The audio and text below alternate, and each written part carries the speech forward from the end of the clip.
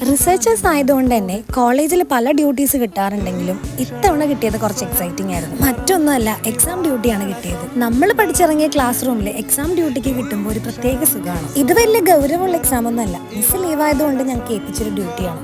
അതുകൊണ്ട് തന്നെയാണ് കൊണ്ടുപോകാനുള്ള ഒരു പെർമിഷൻ പോലും കിട്ടിയത്. അങ്ങനെ അവിടെ പോയി എക്സാം ഒക്കെ കണ്ടക്ട് ചെയ്തു. അത് മാത്രമല്ല, അതേ ക്ലാസ് റൂമിൽ വെച്ച് ഞങ്ങൾക്ക് ഉണ്ടായിട്ടുള്ള ഒരുപാട് എക്സാം റിലേറ്റഡ് ആയിട്ടുള്ള മെമ്മറബിൾ മൊമെന്റ്സ് ഒക്കെ ഞങ്ങൾ അങ്ങോട്ടും ഇങ്ങോട്ടും പറഞ്ഞ് ചിരിക്കുക. എന്തുകൊണ്ടാണെന്ന് അറിയില്ല, ഏകദേശം ക്ലാസ് ഒക്കെ അവസാനിക്കാനായതുകൊണ്ടാണ് കോളേജിനോടൊരു ഭയങ്കര ഫീലിംഗ് ആണ്. ഡിഗ്രി മുതൽ PhD വരെ അവിടെ ചെയ്തതുകൊണ്ട് ഇനി അങ്ങോട്ടേക്ക് ഇറങ്ങാന്നുള്ളത് സത്യത്തിൽ ചിന്തിക്കാൻ പറ്റാത്തൊരു കാര്യമാണ്. അങ്ങനെ അതും കഴിഞ്ഞ് നേരെ പോയത് മാത്സ് ഡിപ്പാർട്ട്മെന്റിലേക്കാണ്. അവിടെ ഒരു എക്സിബിഷൻ കണ്ടക്ട് ചെയ്തിട്ടുണ്ട്.